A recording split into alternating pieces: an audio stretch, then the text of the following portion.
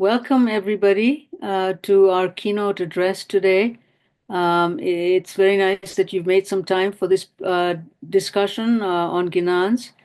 Allow me to first introduce the Association of the Study of Ginans that is sponsoring today's keynote.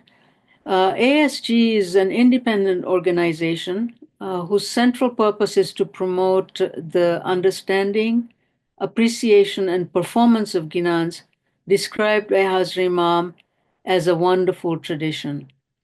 As a living tradition, the Ginans are and have been for over 8 centuries a vital part of the ritual, devotional, and performative tradition of the Satpant Ismaili Muslims in South Asia. And they have been the defining feature of their religious life and identity. Given their historical and contemporary importance, the objective of the Association of the Study of Ginans is to promote this marvelous literature through programs, including hosting international Ginan festivals, a series of webinars called Ginan Insights and Conversations, and the highlight of its activities is the annual keynote lecture delivered by noted scholars, both Ismaili and non-Ismaili, of Satpant and related literature. ASG is also developing course modules for online study of Ginans and plans to host an international conference next year in London with participation of both academic and community experts.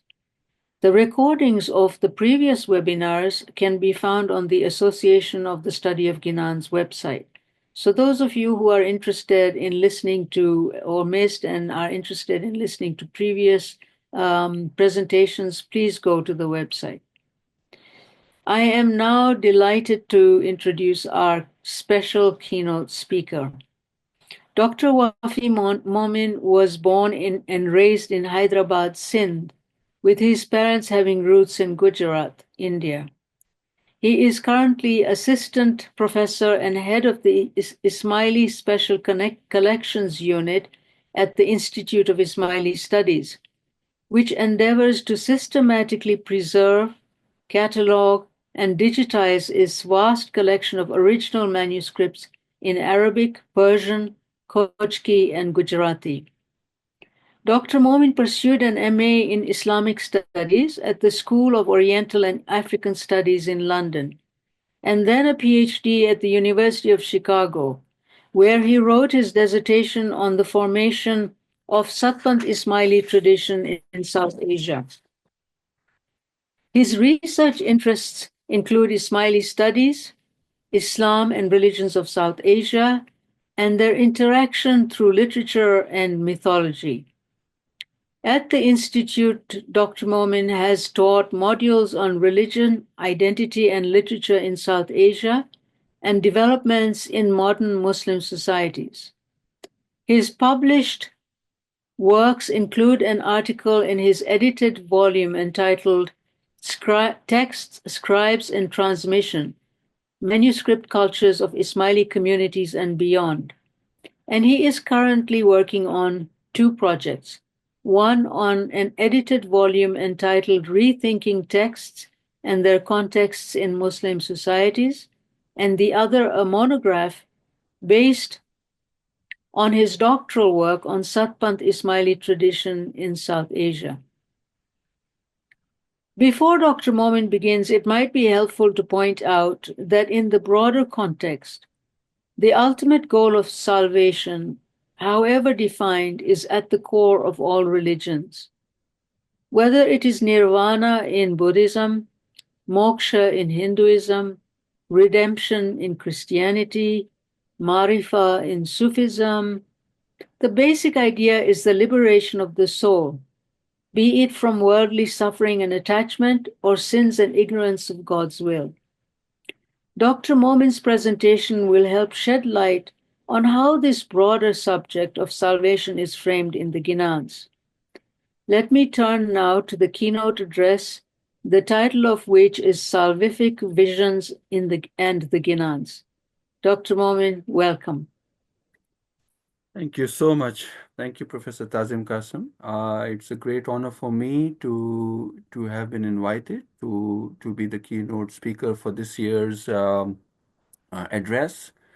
And before I start, I would like to thank the association very deeply. And as you rightly mentioned, that association has played a key role over the past many years in ensuring that the discussion of Ginans and important themes around Ginans and connected topics don't remain, limited to academic circles, but reach to wider audiences.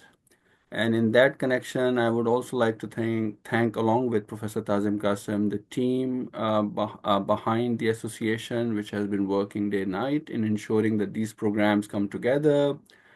I'd like to particularly mention Shiraz Pradhan, the chairman of the association, his enthusiastic work.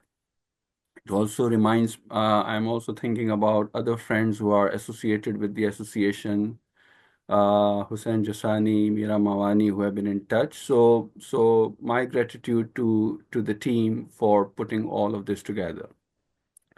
Now, before I come to my topic, uh, I'd like to say a few broad remarks about what it means for for us to engage in the study of Ginans in the way we are doing. And I'll come to my topic and I'll connect these preliminary thoughts around that.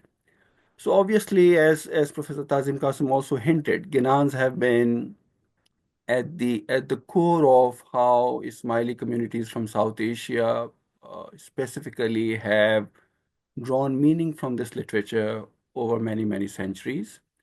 Ginans continue to be at the heart of how Ismailis, connect the ideas of the sacred, draw meaning in their daily lives, in their ritual lives, both within the space of Jamaat Khana, congregation spaces, variously sort of configured through history, but also uh, outside of that space. And this has continued, and this continues to this date, and in fact has multiplied in many ways with the social media. But along with that, Ginans have also been in recent history a subject of academic study. And obviously, scholars have engaged with Ginans in different ways. Scholars have studied Ginans.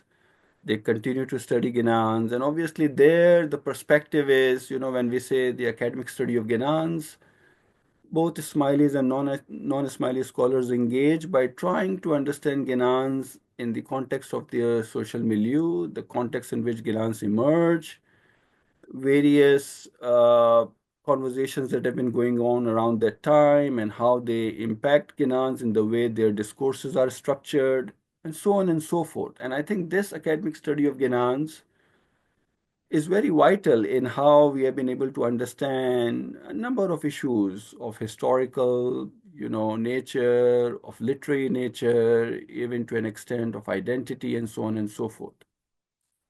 And whereas previously, these two realms, if you like, of how the community engaged with the Ginans, drew meaning out of it, and the scholarly study of the Ginans went their separate ways, they are increasingly coming together.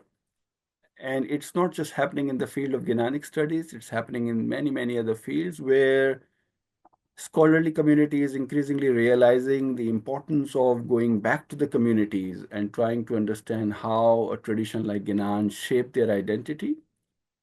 And the community in turn is also drawing upon the scholarly knowledge that is available in enriching their own understandings of what a tradition like Ginan's provide them by way of range of meanings, range of explanations, a range of registers of different understandings, if you like.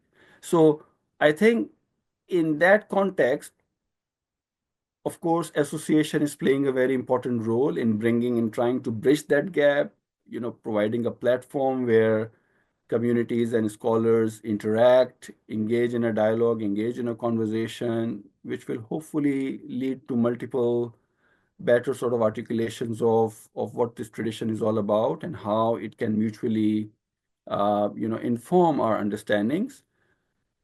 But on the other hand, I think when we engage in the study of Ginans from that point of view, from an academic point of view, it also opens up a range of possibilities, which may not at times directly speak to how the faith communities see the literature. So obviously, we have grown accustomed to listening to Ginans in the Jamaat Khanas very often, and obviously that has shaped how we understand Ginans and how those Ginans have been explained. But when you have an opportunity to engage in an academic exploration of Ginans, it provides you an alternative reading, and sometimes that reading may not conform to how you have grown up in learning about Ginans in a particular in a certain sort of context. So I think this opportunity of having a dialogue provides a pathway to explore other possibilities, and this is the preliminary point that I wanted to make, and the role of association is in bridging this gap. So with those comments, let me share my slides. Okay, so let me just first say a few brief remarks on what this topic is about. What is the salvific vision we are dealing with, and why it is important? So as Professor Qasim mentioned very rightly, that look, when you look at all faith communities, all religious traditions, at the end of the day, what is the ultimate purpose? What is the core of their teachings? What are they preaching about? And at the heart of those teachings, alongside moral conduct, the need for having an upright sort of, demeanor in the world, leading a moral life, a lot of emphasis on rituals, a right kind of practice. The key idea of liberation and salvation from this world is really at the core of many religious traditions, from Abrahamic traditions like Christianity, Judaism, Islam, to a number of other traditions in South Asia and beyond, Hinduism, Buddhism, Sikhism, Jainism, you think of it. And these ideas have been articulated in a number of ways. Of course, you sometimes find terms like liberation, salvation, redemption, emancipation, resurrection. There are a number of connected ideas. And when we look at Ginans, what these ideas that we find globally in world traditions are invoked or are present in various different ways, of course, with their own terminology and vocabulary, and I'll come to that. So, to keep that in mind, what we are discussing here connects us at a more global level as well. These are concerns with which not just Ginans uh, uh, put a lot of emphasis on, but a number of other traditions. And I'll hope to draw attention to where those shared elements are. But then this idea of salvation also is connected to the notion of evil, the notion of demonic. We live in the world where we always face this idea of evil in one way or the other. We have sometimes evil is seen as personified in the form of demon, in the form of ghost, and so on and so forth, depending on what traditions you are looking at. And there is a constant yearning, an urge to have some kind of messianic figure, a messianic deliverance to get us out of that state of darkness, of moral degeneration, if you like. And when we discuss salvation, salvific visions, these ideas are connected. They speak to each other. And I would like to talk about that when we look at Ginans, how layered they are when they speak about salvific visions. So there are a couple of ideas that are again at a more broader level. They are at the heart of salvific visions, and I want to just mention those because and I hope that beyond this lecture, as you engage in the study of Ginans and other traditions, you will come across these notions time and again, and hopefully they'll give you a kind of a framework to approach them. So when we look at salvific visions and the notion of evil, there is a long-standing problem which has been referred to as theodicy, the problem of theodicy, the paradox of evil, which is connected to this notion of that how come when God, who is good, ultimately God is good, we associate God with the notion of goodness, who is all-powerful, all-knowing, why does God permit evil in the first place? Right? And this question has been at the heart of many faith traditions, religious traditions. And the question sometimes is, philosophically speaking, is posed like that look, If God is good, and if God is all powerful, then he would not permit the evil. Why? Because God is good. So there is no place for evil when there is good. And if God is all powerful, then he should be able to eradicate evil, right? Because he knows that evil is bad, then God should be able to eradicate evil. But because evil persists, then there are two logical sort of definitions. Either God is not good or God is not all powerful, right? So there are different ways in which, in philosophical discourses, these ideas of the problem of paradox of evil have been articulated. And you will see that this paradox also plays out in Ginans as well at a very interesting levels. And I hope to talk about that at some level. And sometimes this takes the form of what I oftentimes call, especially in the Ginans, will see what I have called in my work as moral and natural evil. So if you think of moral evil, it's the evil emerges from the position of the human beings.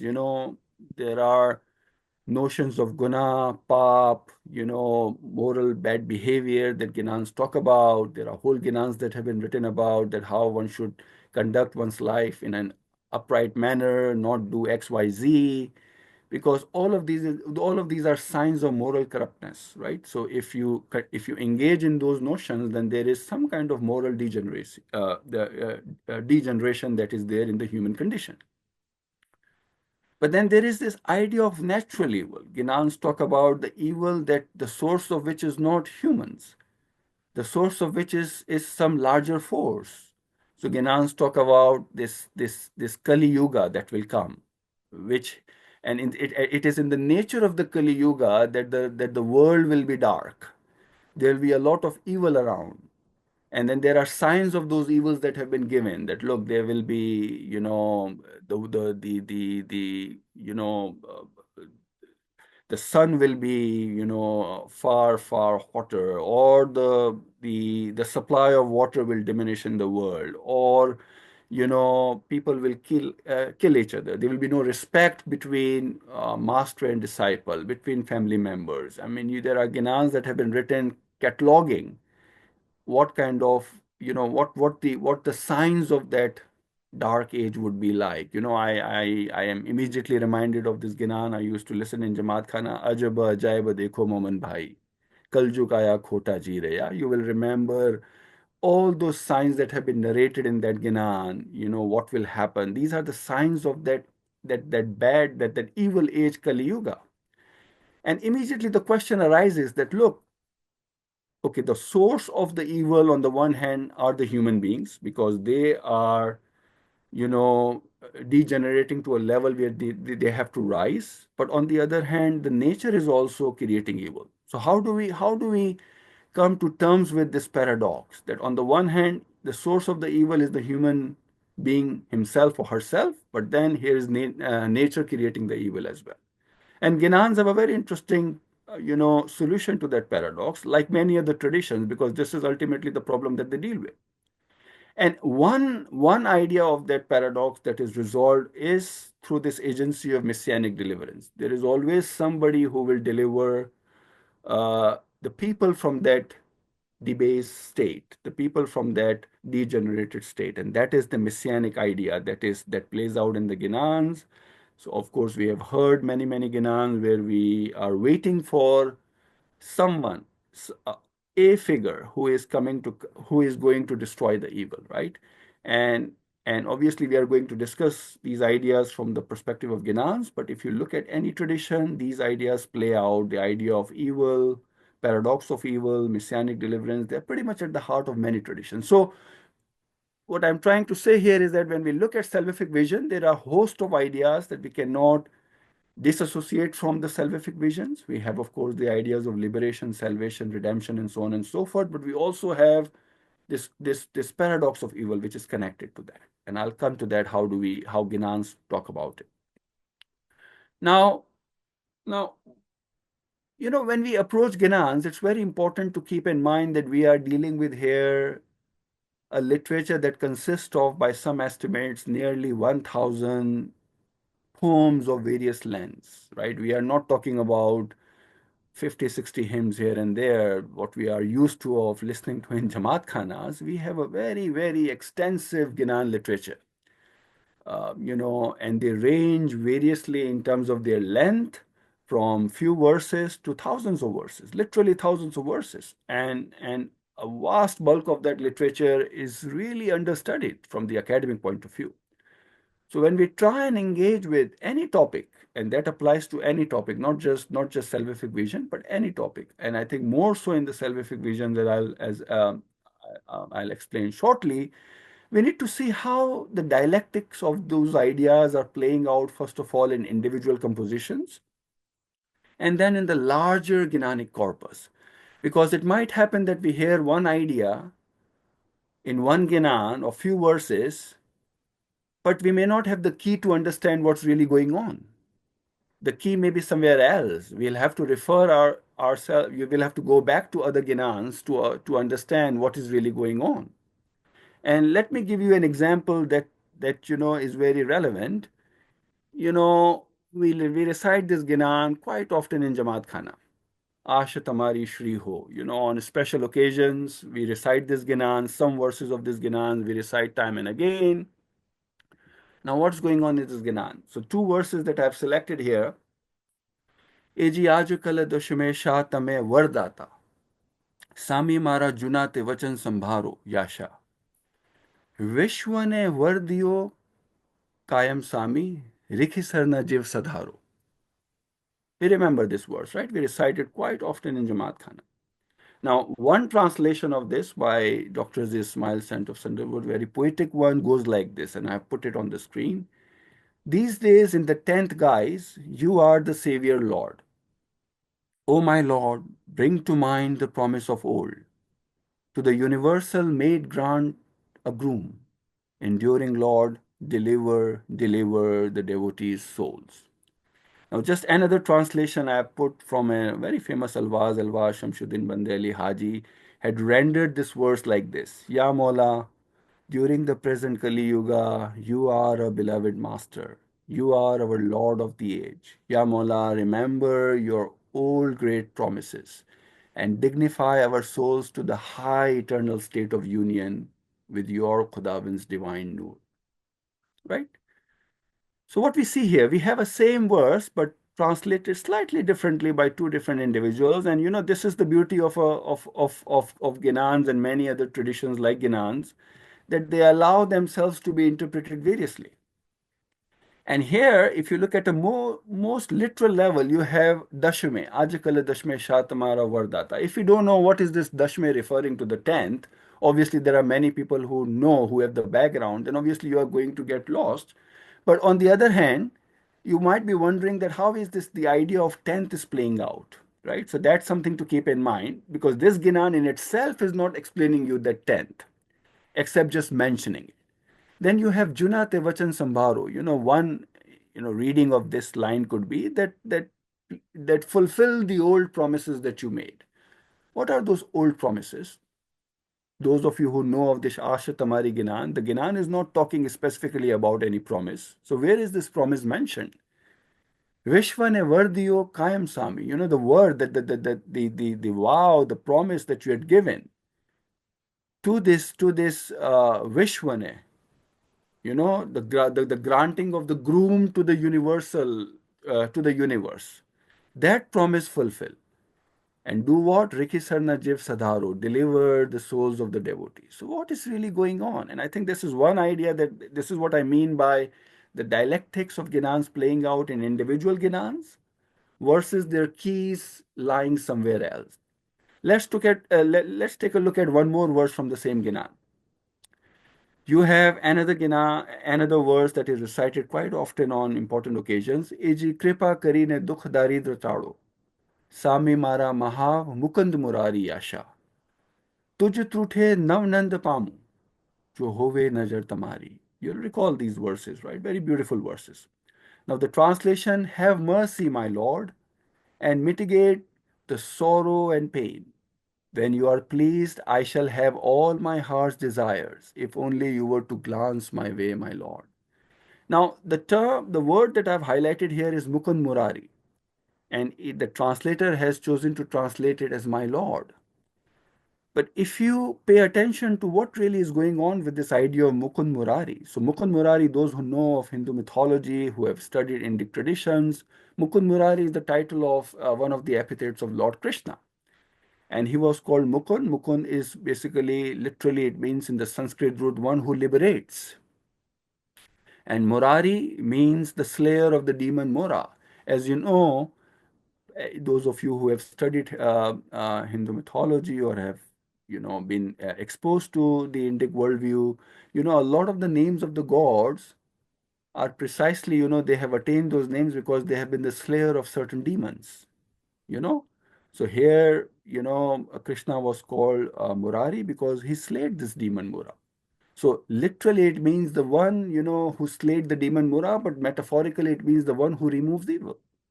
So now, until we know that context of what this Mukund Murari is doing in this verse, obviously the Lord is not far off what the meaning of the verse is, or what the verse is trying to convey the meaning. But the idea of Mukund Murari brings a bit more context to the verse and makes us understand it a bit better. So this is what I mean, that when we try and look at Ginans, going back to the point that I was making, that the dialectics playing out in individual Ginans and the dialectics playing out in the larger Gnanic corpus. Both of these are important and tied. And I think this is a methodological point that I've made in my writings. And I think it's very important that many of the scholars who have referred to that, it's important to keep that in mind. Now, connected to that salvific vision, there are a host of ideas. Remember I talked about messianic figures. So of course, there are messianic figures tied to those ideas. Who will liberate? Who will remove the evil? So we have notions of Sami, Sahib, Shah, Ali, Hari, epithets of Hindu deities. They completely, dominate in the Gnanic discourse. And I'll come to that. What do they mean? Why are they there? And then the evil is referred to as, sometimes by this figure from the Indic, Puranic literature called Daityas and Danavas, who are, these demonic figures. Um, Sometimes the evil is the Kali Yuga, the last age, which is full with evil things. And sometimes we have the moral evil that I talked about, the pap and the guna and so on and so forth, playing out in the Gnanic discourse as well. And ultimately, the way this vision works is that how the messianic deliverance then brings together. So you have the evil order, and then you have the need to liberate from that evil order, and then you have a messianic deliverance that will lead you to that evil order. So there is a larger discourse that is playing out in the Ginans. There's a larger story within which all of these threads are working out, if you like, right? So keep that context in mind when we approach the salvific vision in the Ginans. Now, what are various ideas of liberation and salvation that we find in the Ginan? So let me introduce some terminology. And obviously, I can't in a short lecture like this speak about all the ideas. That's simply not possible. It will take us many sessions to go through every. But these are some of the most widely encountered ideas. So you have this notion of mukti, that you will find quite a lot in the Ginan. And these are, of course, coming from the Indic worldview. So at the most literal level, mukti refers to freedom and liberation but from what? Freedom and liberation, of course, it means mukti. That's what the idea is. But from what?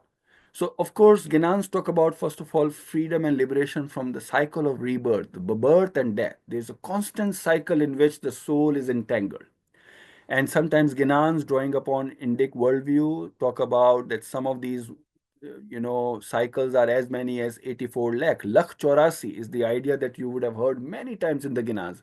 Lakh Chaurasi na fera tade, Lakh Chaurasi, which literally means 8.4 million life forms. And these life forms are, not just human, celestial beings, but also animal, lower forms, aquatic beings, vegetation.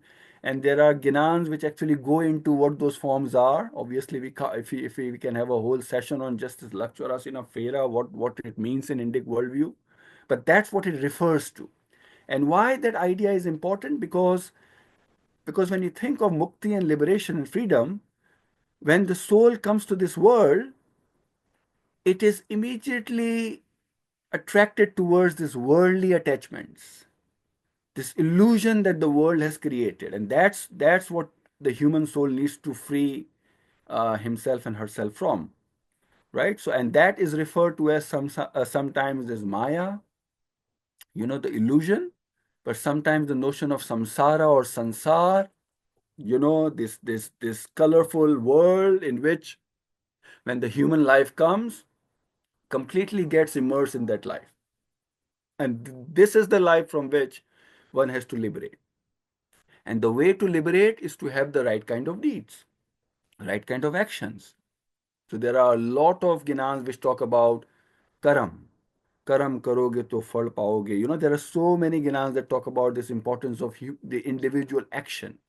So this is one sort of paradigm within which we know that the idea of liberation, freedom is working. Then, of course, there are many ginans that talk about moksha, which is emancipation, redemption, the idea of, spiritual attainment. And that is where we have a slightly different model whereby, and of course, they are connected. Sometimes moksha and mukti are used interchangeably in the Ginans, but here we know that the spiritual attainment, the moksha that it conveys, is tied to the realization of one's true purpose in life. And these are the Ginans in which the Ginans talk about the realization of the Atman, yeah, the self. The self has got embroiled in the worldly sort of colorful life, has forgotten its purpose. So the soul has to find its true purpose and has to get united with this ultimate reality, which is in the Indic thought is sometimes referred to as the Brahman. Of course, we have the Sufic terminology used in the Ginans as well, which is the Marifa that Professor Tazim Qasim referred to in the beginning. You have Marifa, you have Hakika, you have the whole Sufic language as well, which is really, really important, which is very at the heart of Ginans as well. But I'm not going into all this Sufi terminology at the moment. But the idea is same, that the realization of the soul with the ultimate by recognition. In the Sufic thought, sometimes this idea is conveyed through the notion of fanafillah or bakabillah. So yeah, there are different ways in which this idea has been talked about. So this idea of moksha is connected to that. And there, the idea of moksha has been sometimes referred to as what is the ultimate state of moksha? That you find either nirvana, this extinction, that yourself is lost and you find yourself united with this ultimate reality. Sometimes Ginans talk about that you find this place which is referred to as Amarapuri, the city of the eternal, limitless. Sometimes there is this notion of Vaikunt. Now, when you have these notions like Vaikunt, Amarapuri playing out, you need to understand what significance they have in the Indic thought. So, Vaikunt is the idea where in the Vaishnava worldview, the Vishnu's abode, the Vishnu, and we'll come to that in a detailed sort of way. But Vishnu, one of the important deities within the Hindu worldview, his abode is referred to as Vaikunt. So, of course, if Ginans were speaking to the Vaishnavas, and today we think of Ginans being largely sort of, performed and sung within the context of Ismaili community, but that was not the case in the pre-modern times when Ginans were being the audiences of the Ginans were not just the Smileys, but many, many other people, and among them were the Vaishnavas. So obviously, it made sense to them to think of moksha being the attainment of this Vaikund, which is the Vishnu's abode, to actually going and merging in the Vishnu's abode ultimately, right? So that idea of moksha, how moksha is found, is very differently. Sometimes the idea of Amarapuri talks about the Lord, the Sami, the Imam, the Shah, you know, creating an assembly where the souls, the rightful souls, will be gathered around the Lord. So there are different ways in which Ginans have created that world of what it means to attain the moksha, right? And in that mukti, moksha, marfa, whatever you want to call it, that symbolism, that kind of worldview, the symbolism of Hans plays a very important role. So, these are all connected ideas. We cannot only talk about mukti and moksha, how that is to be attained. So, we have this symbolism of Hans. There are so many Ginans which talk about this Hans, this swan, or sometimes it has been debated by scholars whether it is swan or goose, and that doesn't concern us. But the idea of Hans as this bird, which is not just limited to Ginans, but in many, many other traditions has been referred to as the symbol of soul yearning for the eternal. And why Hans? So obviously, those who have studied Hans, sometimes they talk about the ability of this Hans to discern the real from the unreal. So Hans can discern milk from water, and then they have really gone into talk about its qualities. And as a result, metaphorically, it has the ability to transcend the material world and work towards self-realization. That's the innate quality of that bird that has been used in the literary, in the religious worldview, especially in South Asia. So you will find the idea of the Hans being playing out in multiple ways, not just in the Ginans, but in the Bhakti literature, to a large extent, even in the Sufi literature as well, uh, uh, where the gathering of those souls which are yearning for the eternal have been referred to as the gathering of the Hansas, right? So we know the Ginans, Hansapuri Nagari. So obviously people wonder, what is this Hansapuri Nagari? What is this soul? Of course, it's soul. It's talking about that soul, but soul, the metaphor of soul is coming from the idea of the Hans precisely because of those qualities of the Hans. And there are the counter qualities. So sometimes Hans has been referred to with the bee, which is always tied into this colorful, gardens of flowers and nectars and fruits. So there is this symbolism that is working out whereby the ultimate purpose and the entanglement with the world, they have been symbolized through the yearnings of what Hans is doing and what a bee is doing, and so on and so forth. So if we look at this different models of liberation, how they are playing out in the Genan. So we have, of course, the liberation from the cycle of rebirth and the detachment from the worldly illusion Maya. So that is one sort of model that works out in the Genan, plays out in the Genan. Then you have liberation through the self-realization of the Atman, recognizing the ultimate reality and purpose in life. That is another level at which the Gnans deal with this idea of liberation, salvation, moksha. Then you have salvation, emancipation through right moral conduct, as I talked about, right? So this is not the only way. Gnans talk about a lot of there's a lot of emphasis on the karma, on the deeds. And at a more interesting level, Gnans also talk about liberation attained through being firm on the path of truth. And that's where the Satpant comes as a very important sort of category. Of course, when we look at Satpant, we understand Satpant as referring to this smiley faith, but in the Gnanic sense, Satpant, of course, is a much larger and broader sort of calling towards the path of the truth. And the truth embodies a number of different notions, a number of different ideas. uh, the most important being the recognition of the ultimate purpose in life. And that's where the salvation through divine knowledge, Gnana or Janana, is very important, which is usually imparted either by the Lord or the Sadguru. The true Guru knows what the real sort of knowledge is. So sometimes Gnans talk about the importance of soul being, recognizing the real purpose and moving in that direction of attaining the real purpose by attaining the knowledge. And lastly, salvation through devotion, bhakti, to the Lord, Imam, Godhead figure, right? And that's very important because Gnans engage. In fact, a big chunk of the Gnans talk about devotion, the idea of bhakti to this figure of Lord or the Imam or the Godhead. So just a quick example, if you just to bring all of this into perspective, sometimes Gnans talk about, this is one of my famous verses, ekre divo tari dehi ma, ane bijo divo sat paramatma. તે દીવે દીવો જ્યાં સુધી મળે નહીં ત્યાં લગી તારો જીવ ફેરા ખાય. One lamp is in your body, the audience is talked about, and the other lamp is the true great soul, Satgur Paramatma. Your life would be entangled in circles, the phera, the circles of rebirth, until both the lamps would not meet, come together, right? So here you see the idea of how, the recognition of the ultimate self and this endless cycles of rebirth has been brought together.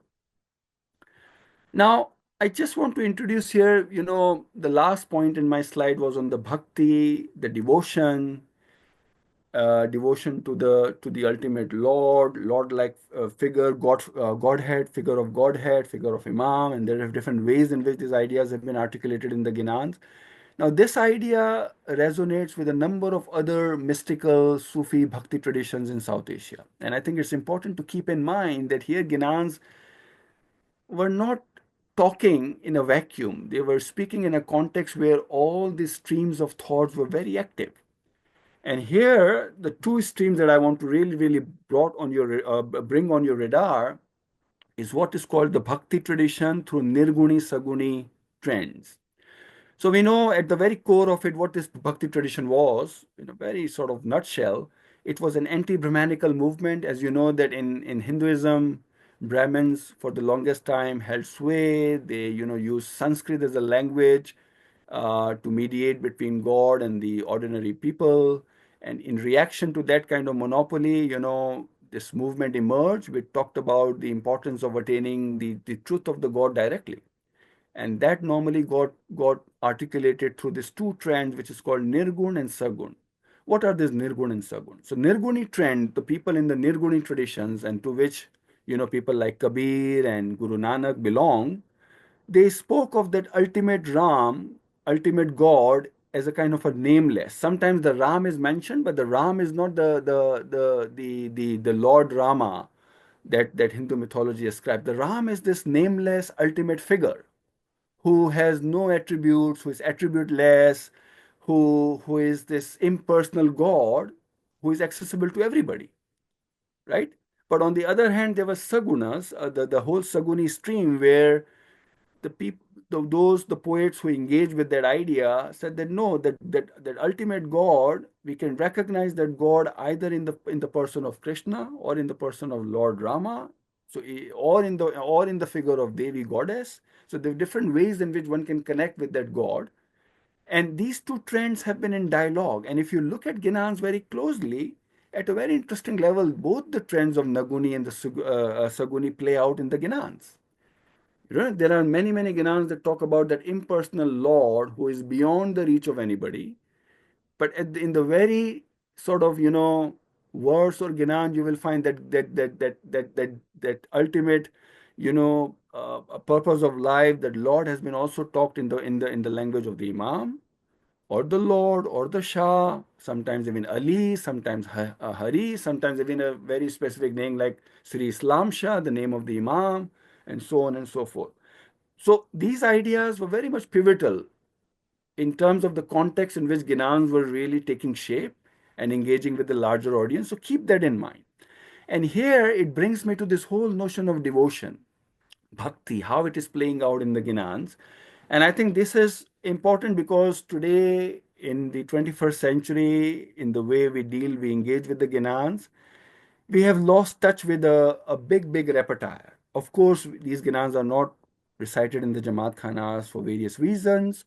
Uh, but this literature, or Ginanic literature of what I mentioned, close to 1,000 hymns of different sort of lengths, this idea of this Indic idea of the Avatara plays a very important role. And I want to take a little bit of time to talk about how it plays out. Uh, So obviously, at the most basic level, there are 10 incarnations, as we know in the Hindu mythology. There's this worldview within which the world is divided in its in at a most basic level. Obviously, there are complexities which I will not go into, but the world is divided into various eras, cosmic eras. So you have 4 eras like Krita Yuga, Treta Yuga, Dwapara, and Kali Yuga, and each era lasts for millions of years. And in each era, what happens is that progressively the moral order of the world diminishes.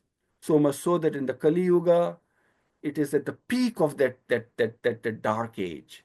And over these 4 eras, there were different incarnations of the Godhead, Vishnu, which came to the world. So avatara literally means descent, taking the form. So the deity, when deity takes the form and comes into the world, that is the idea which is conveyed by the notion of avatara. And the idea of the avatara, as it has been communicated in many verses, is very simple: that whenever the evil forces dominate, the Lord takes the form, some form, and comes and rescues. And there are different sort of, the 10 forms are there.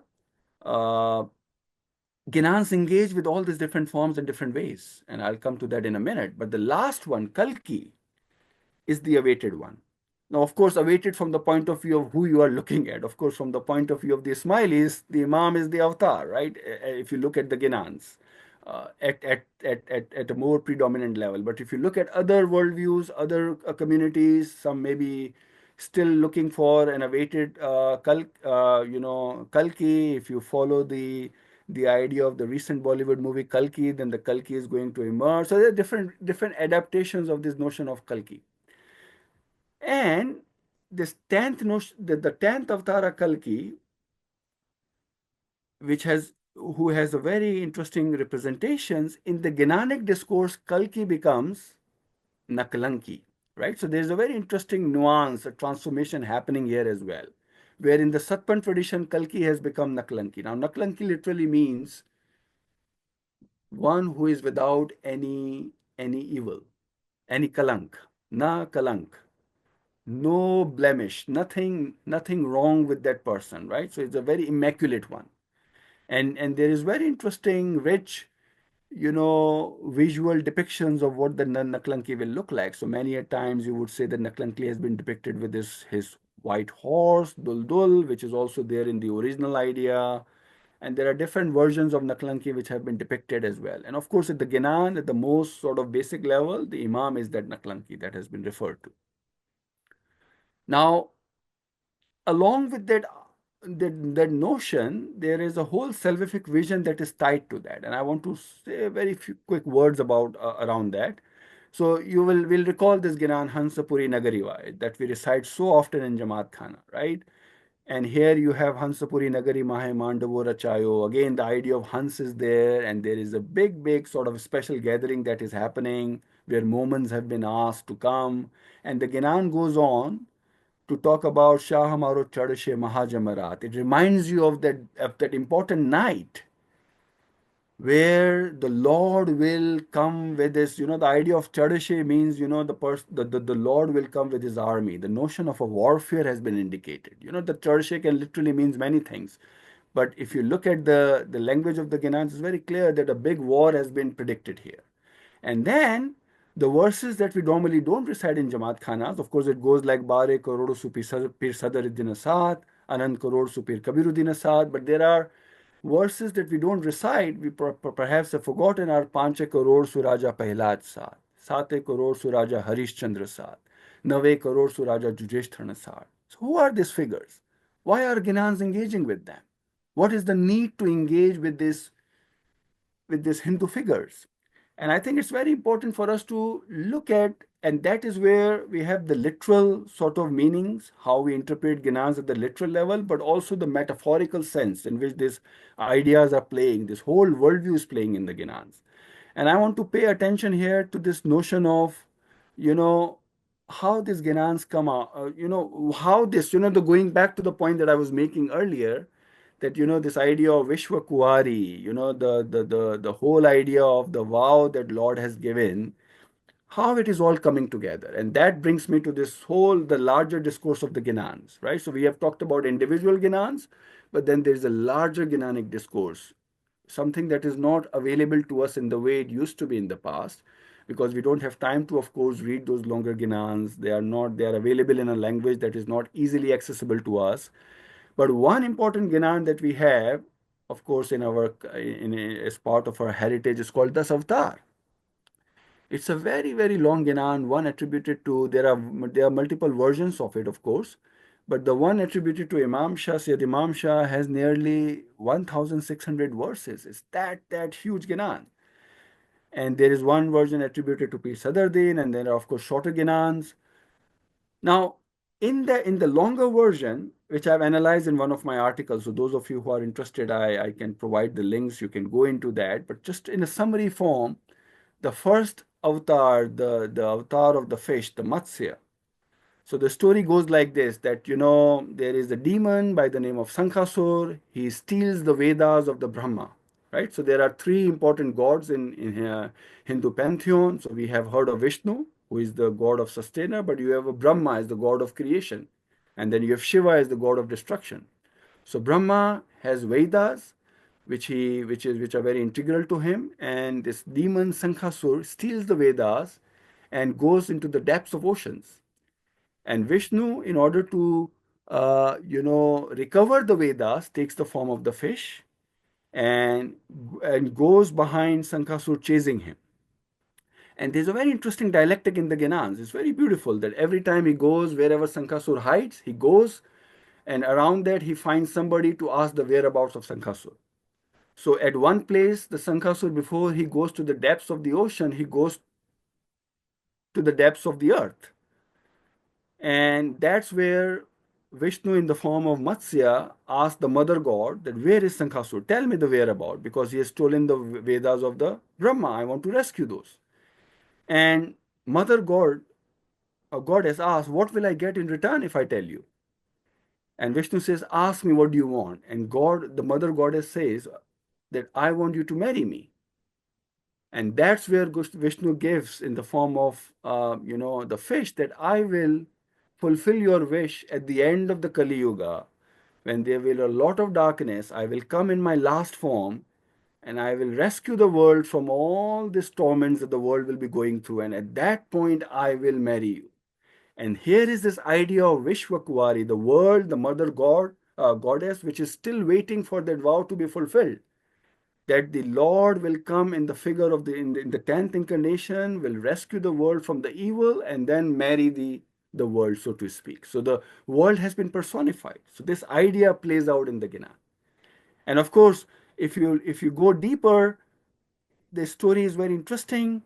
I can't go into all the details because of the timing, but you know that the time is very limited. But you know, ultimately, what happens is a lot of the people who tell the whereabouts of the Sankhasur to Vishnu are predicted to come in different forms in the last stage. So of course, some become the peers, some becomes the prophets, and so on and so forth. So this is the level at which the Gyanan is working with this idea of the Matsya avatar. Now, I showed you the Gyanan where you looked at the story of Prahlad, Raja Prahlad as the soul of the five crore of souls. Very interesting story of Prahlad, very quickly, very basically. You know, Prahlad was actually born to one of the Daityas, a demon, whose name was Hiranyakashipu, who was a very evil person, who gets a boon from one of the gods that nobody can slay him. But of course, you know, this is where the Hindu mythology is very, very interesting, is that whenever somebody asks for a boon of immortality, there are always conditions placed. So when Hiranyakashipu as a evil figure asked for the boon, the god, you know, Brahma in this case said that look, you cannot have an absolute immortality, so you ask for something that is possible. So he says, okay, in that sense, give me a boon that I should not be killed by a human or the animal. I should not be killed at the day or night. I should not be killed inside or outside, and so on and so forth. And that's where, with all that evilness, when he is at one level almost supreme and nobody can challenge him, that's where he has his own son Prahlad, born in his own house, who is one of the strongest devotee of Vishnu. And that throws the whole balance into disorder. That here is Hiranyakashipu wondering what has happened, what has gone wrong. How come my own son be the devotee of my own enemy, which is Vishnu? And that's where the story takes the form of that the father, you know, conducts the most you know uh, gruesome of the atrocities against his own son, puts him in fire, tortures him through, throws him in front of the elephants to be trampled, and so on and so forth. And every time Vishnu rescues him, until the story reaches the final point where, when Hiranyakashipu asks that why do you continue to believe in Vishnu? Is your Vishnu everywhere? And that's where he says that yeah, he's everywhere. And that's where the Narsimha form comes. Narsimha, because of the boon that he had, that I should not be killed by a man or an animal. So the god takes the form of a half man and half lion and slays him. But that story is so powerful that it has been adapted in all the medieval literatures. You'll find that in the Bhakti tradition, even in the Sufi tradition, and Ginans have adopted the examples of Prahlad as well as a symbol of devotion, right? So it's very important to understand what the symbol is doing. That even in the toughest of the times, the devotion can play out in different ways, even at the house of the evil itself, if you like, right? There is the story of Harishchandra. We heard the name of the Harishchandra in the Ginans. The Harishchandra plays a very interesting way. And again, this is a story I've translated, I've commented on in one of my articles if you're interested in. We know there is a Sanskrit tale of Harishchandra that is very famous. But here in the Gnanic version, Harishchandra is seen as not a very, very well disposed towards, people initially. And his wife, Tara, the Queen Tara, who is referred to as Tara Rani, secretly conducts the practice of Trupa, Satpant. And slowly Harishchandra comes to know about that practice. But then through some miraculous sort of things, Harishchandra comes to realize, and I can't go into the story, it's very, very beautiful. I know I'm coming to an end of my time. But eventually Harishchandra realizes the importance of Satpant. And I think he then asks Tara to initiate him into the practice of Satpant so that he can attain that truth. So here Satpant becomes the way through which Harishchandra seeks the kind of ultimate liberation from life. Right? So that story plays out very important, and that's why you see the references to Harishchandra quite time and again.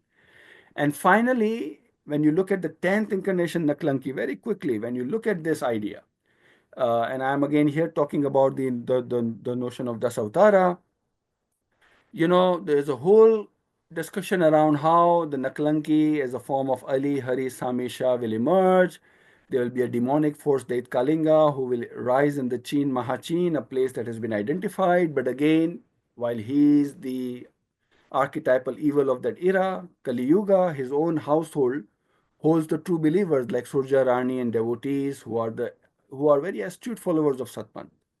And then the Ginan talks about the Great War, the signs of the Great War, the Mahadan, where the Lord will come, will rescue, and then there's a whole depiction of the evil, the forces of evil and the forces of good coming face to face.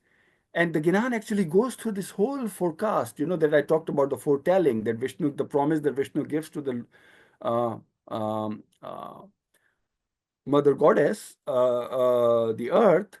All of that comes to fruition in the final incarnation of the final sections of the Genan, where he marries, the god marries, the Lord marries the virgin earth.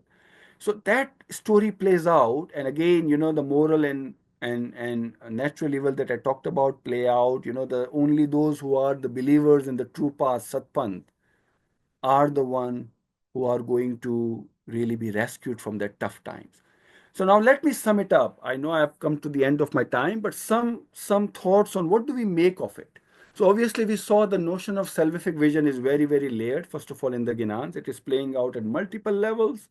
There are different notions of the idea of liberation playing out in the Ginans, but at a more symbolic and metaphorical level, through stories and using stories that were widely prevalent, what Ginans do is they distill the meanings out of it and then weave their own narratives to convey their own teachings centered around the notion of devotion to the Imam, Lord, Shah, Swami, whatever you want to call it, Ali, Hari, and that in that the Ginans call to the right practice of Satpant, which is again within that practice, Ginans talk about the importance of entanglement, removing ones from the entangled sort of cycles of, the illusions of the world, the Maya, the worldly life, and the importance of releasing from the cycles of rebirth. And then in all of that process, Ginans then talk about the importance of the Satguru who will lead to the true path by imparting the right knowledge, the knowledge of that path, and that at a more sort of cosmic level, playing out at the level of this larger warfare that is being depicted in the Ginan. So at many, many levels, these threads are speaking to each other. At individual levels, obviously, we don't get to hear that larger sort of thread coming together unless we read the Ginans collectively, like the Ginans of Das Avatar, If you don't read them from beginning to end, those threads remain sort of disconnected for us. But I hope that I've given you a flavor that when we approach the notion of salvific visions, it's a very, very complex, very multi-layered notion. But there are interesting dialectics playing out at various levels, and I hope that when you go and look at Ginans now, you will be more sort of inquisitive about why that notion is playing out, and you have some context to then approach what Ginans are doing at the level of salvation, liberation, and so on and so forth. Thank you so much, Dr. Momin, for this fascinating presentation. I was really struck by your point about the fact that to shed light on one Ginan, you might have to go to read other Ginans. You know, there is this issue of intertextuality in the tradition. And I think sometimes we lose sight of that. The other point that I think is important to make is that this tradition developed, evolved over about 8 centuries. And so one might be able to describe it as a cumulative tradition, uh, from one generation of peers to the next generation. And it would be very interesting to trace the development of the notions of salvation from century to century, although, as you know, we have the whole problem of dating. I wonder if you could say something about about Ginans that are very entrenched in Indian mythology, and then Ginans that might not be so entrenched, because one of the primary issues I think that faces followers in today's context is how to access material that is totally beyond their worldview.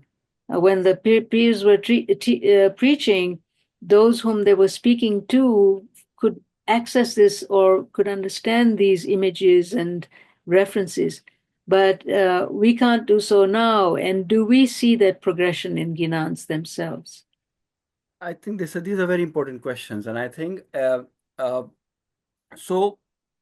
What is quite striking in the Ginans, and we know that it's very difficult to date Ginans. When we look at the language of the Ginans, even the Ginans that are ascribed to a figure like Pir Shams, a very early figure about which you have worked a great deal, you have translated all his, untitled short Ginans, and one can very clearly see the language.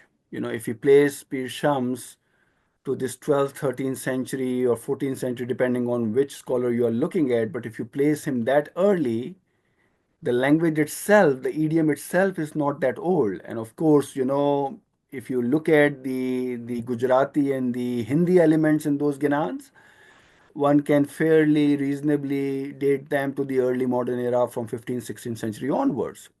But we know that Ginans have for the longest time also been passed down orally. Ginans have a very important oral character that we should not forget. And as it happens that when traditions pass down orally, they continue to acquire flavors and the character of the language as you go along until you really write them down, until you have a way of really fixing that. And this is one of the things about Indian cultures is that we have another paradox here whereby Ramayana and Mahabharata, which were written down centuries ago, you have so many different versions of Mahabharata and Ramayanas, hundreds of versions of the Mahabharata and Ramayana. So even the written things have not been really fixed, so to speak. So Ginans have also been part and parcel of that. So we have that those challenges there. But there are ways in which one can look at Ginans and then try and place them. So obviously, you know, we do see that with the passage of time, as we come to the Sayyids who are so-called Sayyids who are placed more in the from the 18th, 19th century onwards, like Sayyida Imam Begum is one. I can think of Sayyid Gulmali Shah, Sayyid Fazil Shah. Their Ginans don't rely a lot on Indic mythological repertoire as much as the Ginans of, let's say, Pir Sadruddin, Pir Hassan Kabiruddin, and Pir Shams, and so on and so forth. What we find in the Ginans of, and say the Imam Begum, I think, is one whose Ginans would be very much, in our imagination. We recite them quite often. They're very much supplicatory Ginans. They invoke the idea of yearning of the souls, talking about the love for the Imam, love for the Lord. And in that sense, they are pretty much there. But I think the point is that the point that you're raising, which is ultimately very important, is that what is important? And I think that is where we need to have these conversations more and more often, whereby, and I would like to see that sometimes the format allows for you to pick up just one or two Ginans and try and do a close reading of those Ginans. Because this is the practice that is very much part and parcel of how you create deeper understandings. And sometimes what you will realize is that our readings and our understandings are very different. So, uh, somebody growing up in Canada and US would come up with a very interesting understandings and readings of a particular Ghanan from somebody growing up in East Africa versus growing up in Pakistan and India. And I think we need to have that atmosphere where we draw upon all those different registers of meanings. Mhm. But having said that, the tools that are available, the resources that are available are far numerous than what used to be the case. There are far better, far more books are available where people can go back to a very readily available summaries of what this world is like. There are readers available where people can have a quick sort of a snapshot of what that worldview is like. So once you have that worldview, at least you can engage with the Ginans in a more sort of engaged way. Hope that answers your question. But I know there are challenges, but collectively we can all strive to surmount some of those challenges of dating and then trying to retrieve the context where we can. Well, thank you for that. I mean, one of the issues that you point out right now is that of interpretation. And what was very striking was the translations that you showed, the loss, I would say, of Mukund Murari, which is a very, very rich symbol it has a very rich meaning when you place it right in the context of Indian literature and tradition. Yeah. And when we describe it as Lord in the translation, we lose that aspect of its Yes. meaning, right? And what I also found very interesting is the translation by Shamsuddin Bandali, where he introduces a very Sufi concept, Yes. of liberation, union with God.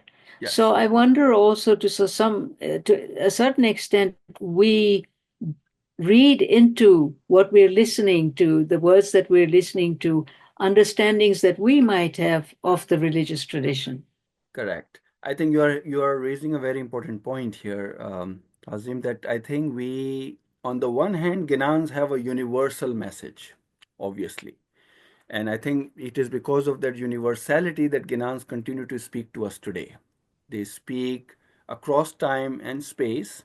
So we can read Mukund Murari as a Lord, and it is at some level functions as a Lord, and it still continues to speak to us, but we have lost something which can Mhm. bring more nuance to it. And there are many, many terms and terminology like Mukund Murari.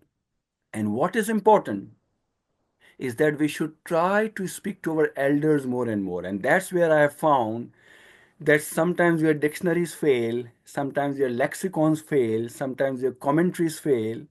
Our elders give us the meaning the best because they know, they have heard that this is what it meant. And I think that is where what I sometimes very much long is this whole culture of wars that we had, where people, the Wisine came and shared the traditional knowledge.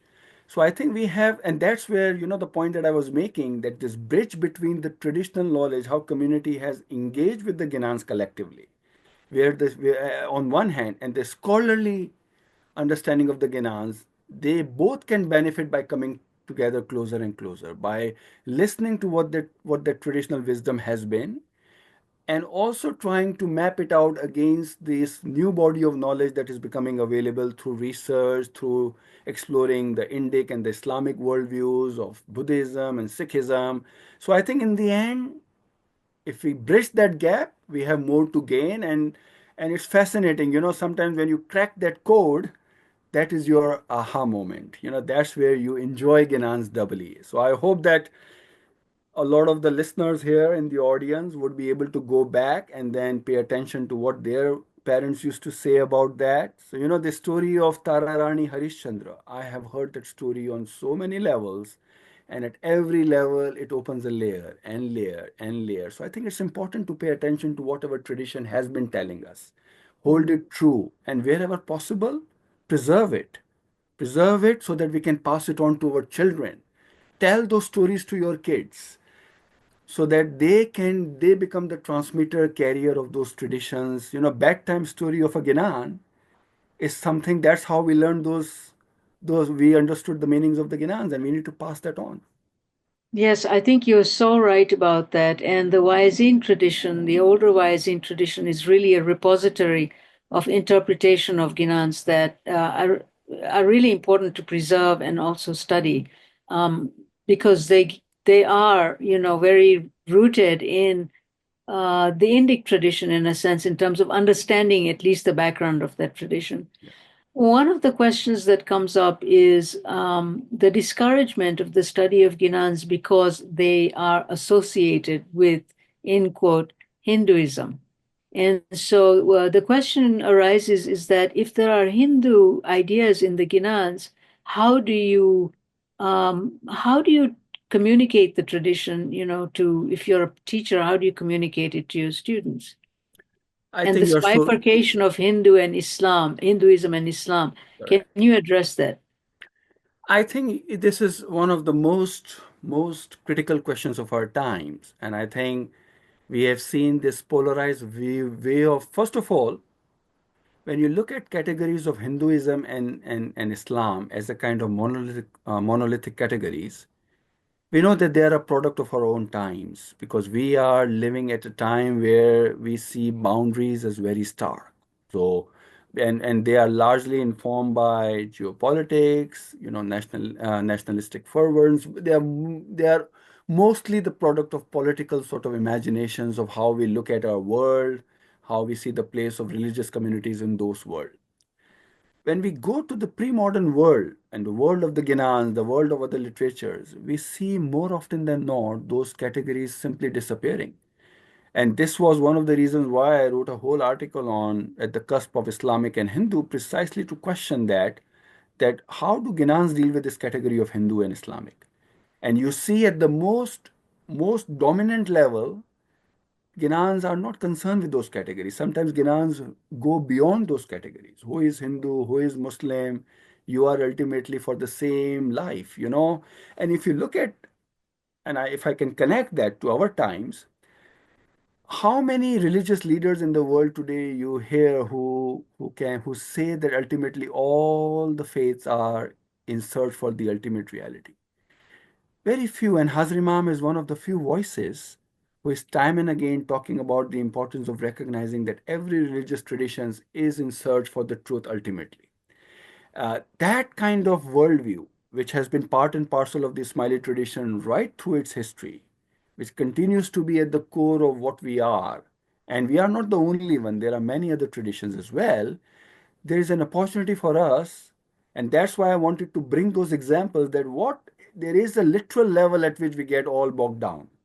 We hear the name of Hari and Narayan and Vishnu, and immediately something happens in our mind and we are lost. But we don't pay the attention what those ideas are doing. Why the story of Prahlad is so important. Of course, it was important to its times. It was speaking to the audience about the devotion in the way that everybody could relate to. We can use those stories. In India, those stories are still pretty much alive, but we can pick up on other stories of devotion and try and talk about it. I enjoy discussing these stories with my 9-year-old son who loves those stories and then draw upon stories from the UK context, from his own context. So I think we have a responsibility that whatever we do in the space of Jamaat Khana, where of course we have a certain sort of order of rites and ceremonies in place because of the institutions and they have the mandate. But beyond that space, when we look at the Ginas, it is our tradition, it is our heritage. It is the product of our own past, and we have to hold it dear to our heart and pass it on. Uh, its meaning, its universality, why it speaks to us, And I think we can find a language where we can connect that literature to then other traditions in the Mankabat, in the Kasidas, in the Madho tradition, and there are same patterns happening where they can speak to each other. Well, it's fascinating you say that, because we've had two speakers from one from University of Mumbai and Saurashtra, the other from Saurashtra. And these are not Ismailis, but they are very, very impressed with the Ginans. And actually, they have quite a bit of affection for the Ginans. Why? Because of the content of the Ginans. They find a resonance of many themes in the Ginans with the literatures that they study. So it's really important to hold those two in tandem, to hold those two together. Absolutely. Well, we have approached in fact, we've gone a little bit over, but this has really been a fascinating conversation. And I think that, as you suggest, we should have some more, maybe in the context of Ginan insights, more focused conversations or studies of specific Ginans. So I would like to thank you very much, Dr. Momin, for this presentation. And I also look forward to the audience and the listeners to maybe looking at the association's website where there will be more resources. And in a week or so, maybe even sooner than that, if you want to listen to the keynote again, it will be on the website. Well, I wanted to ask was since it is so important for us to know the meanings of all the Ginans, the words which are being replaced now, how are we going to preserve it? How do we look forward to preserve all the meanings of the Ginans which are so important to us? So if I can very quickly, I think if you a great deal of work is happening now, as I mentioned in the beginning, whereby the scholarly community, both Smiley scholars, non-Smiley scholars, are collectively studying Ginans, and as a result of those studies, we are seeing Ginans being translated in the way that they have come down to us. So obviously, we encounter Ginans in the books published by Tariqa boards, association, institutions, and obviously they have a particular purpose. So that's where, because of the context, the terminology sometimes is replaced, Hari is changed to Ali, and so on and so forth, and there's a context to that. But if you look at the scholarly study of the Ginans, conducted by various scholars. So I mentioned Professor Tazim Qasim's own book on Songs of Wisdom, Circles of Dance. She has translated the entire Ginanic repertoire of Pir Shams. Now, when you go to that book, you will find the way the Ginans have come down to us. In that form, those Ginans have been translated, along with the meanings, contextual meanings, framework, and so on and so forth. So I think it's important, and that's where I hope that association will be able to put together some source list maybe on the website of what some of those books are, sources are that people can draw upon, and there are many of such books, and they are increasingly coming out more and more. So you can draw upon, and I think there is an effort going on whereby collectively we are preserving that by not just editing the Ginans, but translating them in the way that they have come down to us. Of course, a lot more has to happen, and that's where we are hoping that more and more scholars will come to the fore, both smiley, non-smiley, and collectively we'll be able to do more work on that front. Thank you so much, Dr. Momin. All right, everybody. Thanks for attending, and hope to see you next time for the next keynote address, as well as for the Ginan Insight webinars. Thank you. Bye. Yali Madad.